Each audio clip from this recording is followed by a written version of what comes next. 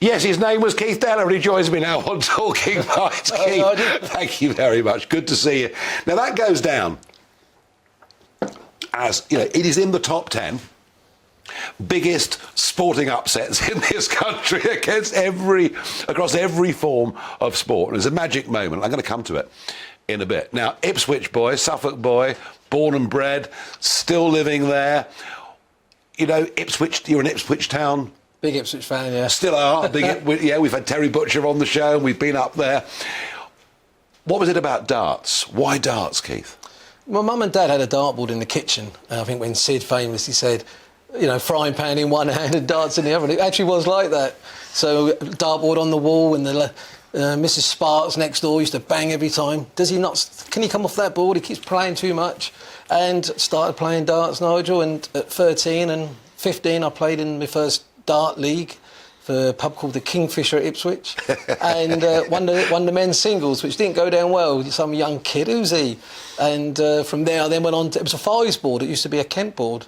5 20s and 10. Then I went on the 1 to 20 board and played in the Super League and won the Super League singles, and then county the next year. So I kept progressing every year. Was it a natural talent? I think so, but I just practiced all the time. As soon as I come home from school, I would do my homework because I wasn't allowed to play if not. And I could play for 4 hours. I just couldn't stop playing. I mean, I think I played 7 hours every day leading up to the World Championships. It was just, to me, you practice hard, you get the rewards. Was it an obsession? Maybe. But then I kept getting better and better, and I thought, oh, this is getting a bit easier, this game. And that's how it went, really. So Now, I know you went off to America, didn't you? You know, you were sort of in your early 20s, you went off to America, and darts was growing in America at that time. Yeah, I went in 1981, a lad called Tony Sonte played for England. He said, do you want to go to America? And you've got to use this spring-loaded dart. And the idea was there's a spring and a screw in the barrel. If it hits a wire, it will come back out and go back in, which it just went one place. It was on the floor. And I went to Lake Tahoe, lost in the final, won the Austin, Texas singles, and then won the Cleveland Extravaganza on TV. Came back, went back and said, go and take the big boys on. And I won the Los Angeles Open.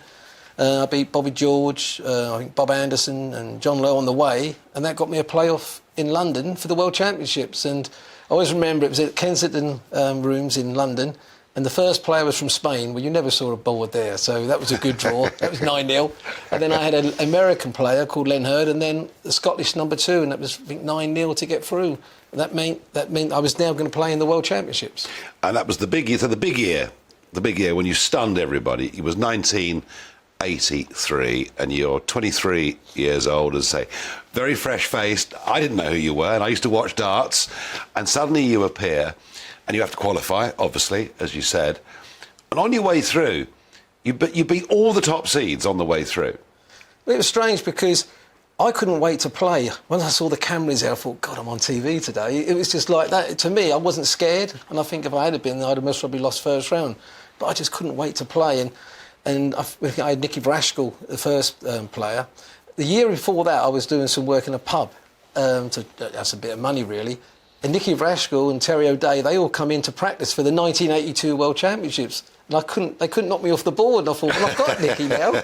And then I played a local lad from Les Cable from Stoke, which I knew would be hard because being a local player.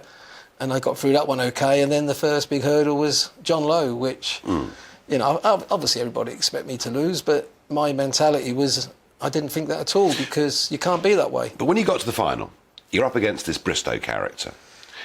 Larger than life, his fans would say confident, his opponents would say arrogant. Both.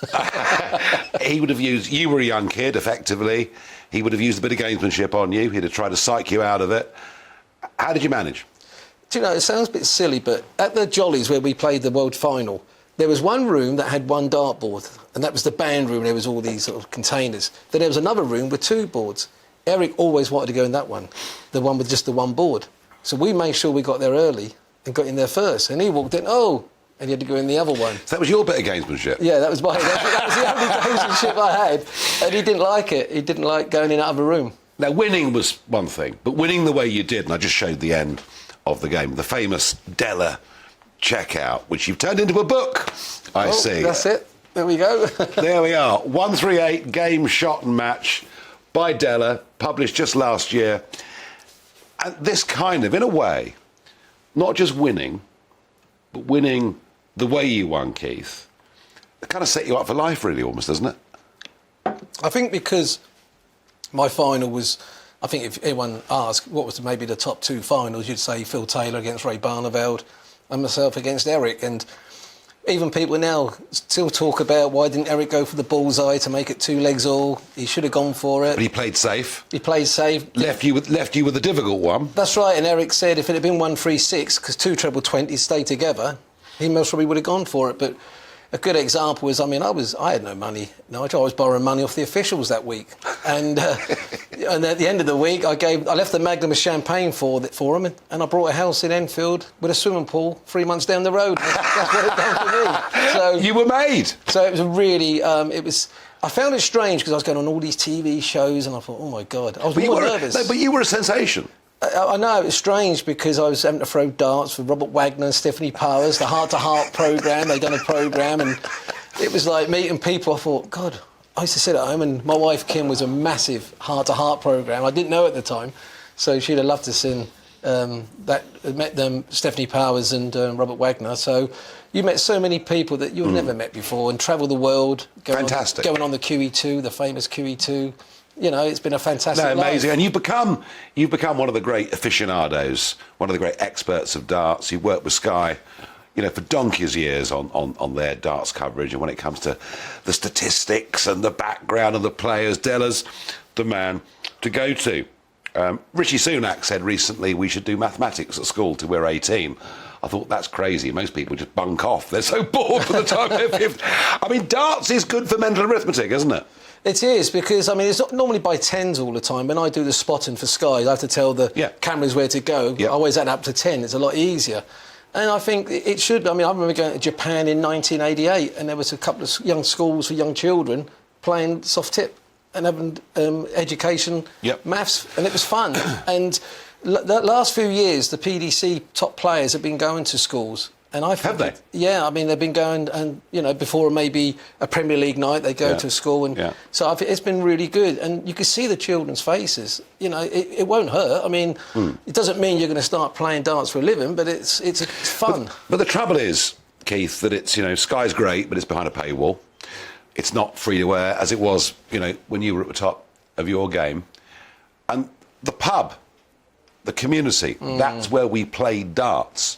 We went to pubs to have a drink, to chat to people, and to play darts and other games. Is the game dying with pubs?